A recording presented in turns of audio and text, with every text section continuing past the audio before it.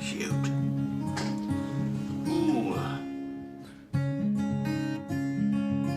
Hey, welcome back to art class with Mr. Darby. Today I'm going to show you how to draw a cityscape on some rolling hills with perspective so that we can get some 3D towers in there, some skyscrapers. But grab your pencils, grab your color pencils, grab a Sharpie, grab anything you want to color with for that matter. Remember, I want you to be as creative as possible. So grab your things and let's roll.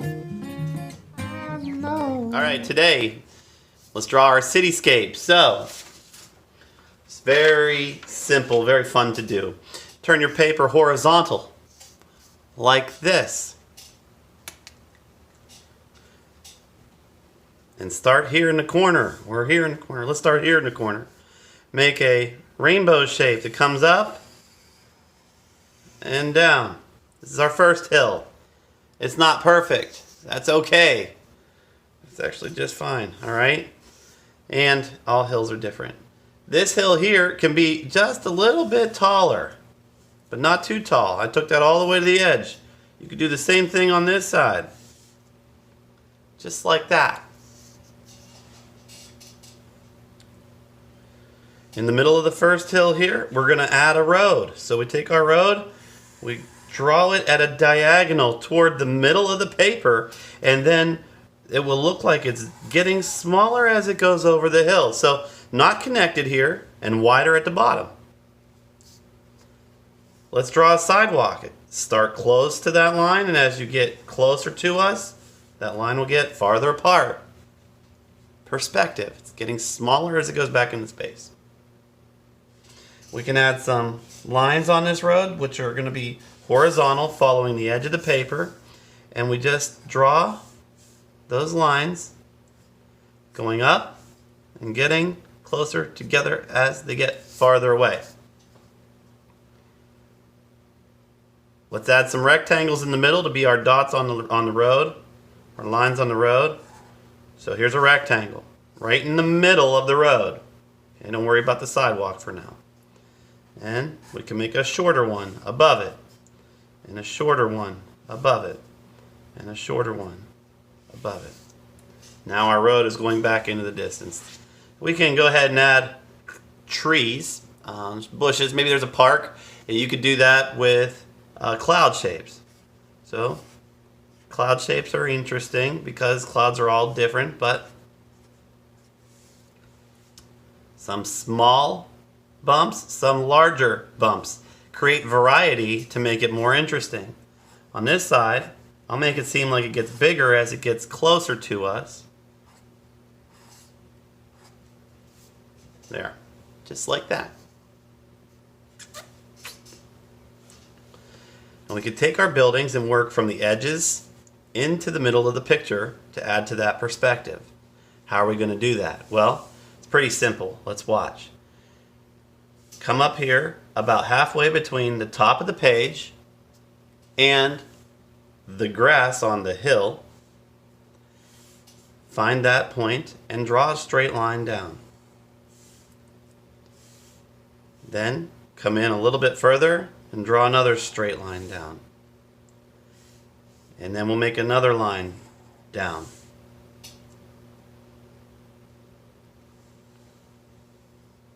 And come over and put another line down, and another line down, and another line down. These vertical lines are going to be our edges on our buildings. Let's watch. This line will come straight across. Then we can draw a line that goes down and connects. This line can come straight across, and this line comes down and connects. This line comes straight across and hides behind the bushes, and then comes down and connects. So we have these nice looking rectangle shaped skyscrapers. We can add another layer to these simply by adding another vertical line going up, over, and then a parallel line coming down. Notice how it's skinnier than the base. And then here, we're going to make a diagonal line coming down, kind of following the bottom, the base, and then another vertical line following it. And these are all to be parallel. If these are laying down on their sides at all, they'll start looking like they aren't buildings anymore, or they're falling over like the Leaning Tower of Pisa. We could do that here. So just to the left of the big building, let's make a short line. We'll draw our line going off the page, a diagonal line following the first diagonal line, and then a vertical line down. So we have layers. We could keep going, right? We can make it as tall as we want. Back here, let's make a taller line just to the left of this first vertical line, a line straight across, and then going down and hiding behind this building. We can do a diagonal line here to be the side of the building, and then another vertical line. And maybe to make this one interesting, we can add a rainbow shape that comes up, over, and down to look like a dome on a building. So let's go up, over, and connect. Notice I didn't connect it to the middle, I connected it all the way to the edge. Maybe that could have a spire on the top. There. You add variety by adding more buildings and placing more buildings closer together, farther apart. You can add windows to this, doors, balconies. It's up to you. I would say windows are pretty simple to do, so let me show you how to do some windows on here. If we want to make it a skyscraper, one of the easiest ways to make windows is just follow the shape of the building that already exists.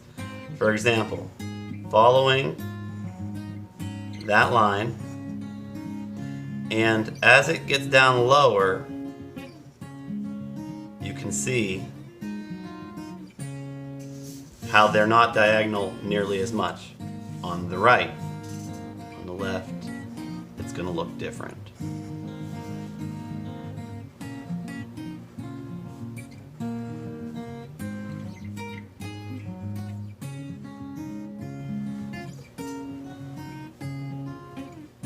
Cool. If I'm moving too fast for you, remember you can always pause it and then rewind it and watch it again, and that's perfectly fine to do. You could also make little rectangles for windows. This will take more time, but it also looks really nice.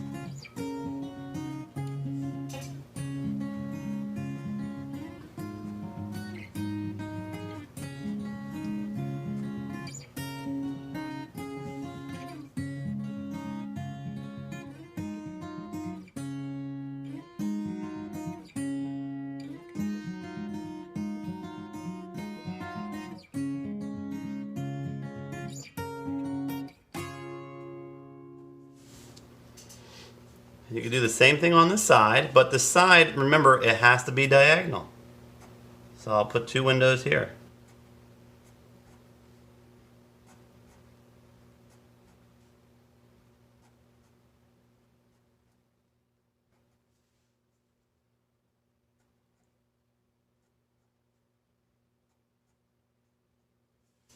Cool. And here we could do some vertical lines for this building. And remember, the vertical lines always stay vertical. They don't tip. And these are a little further away, so I'll add little dots for windows back here. There. Variety, right? Let's go ahead and make some more buildings on the right side. Starting off with some vertical lines. Vertical line, straight line over. Diagonal line, kind of going toward the middle of the page. And then another vertical line to end it. We can do another line taller than this here, with a line coming across and going down behind the building.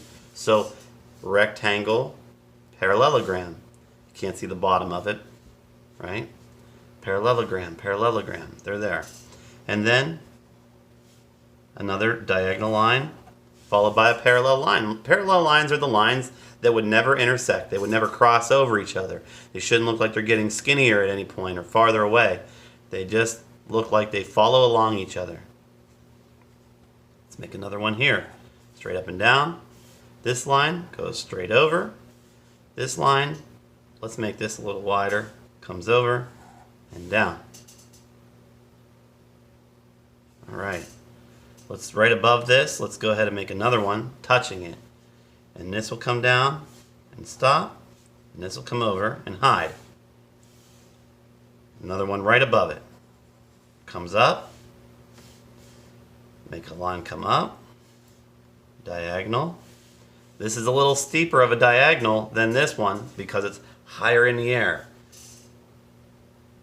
Straight over and down. There. And we could put a couple antennas up there. Pretty simple, right? Let's add one more building back here. Goes behind. And then. Cool. Let's take some time to add windows.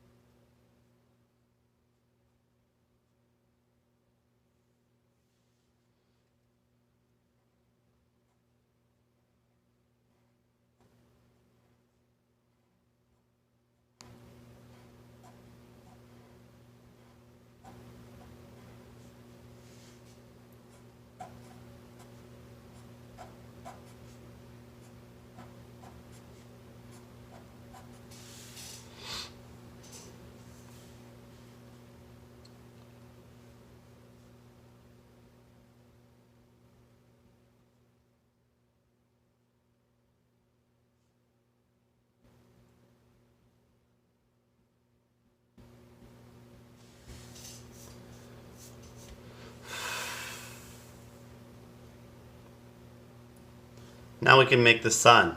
Let's make a sun setting in the background. The sun can kind of come up here and just bridge right between the two, like this.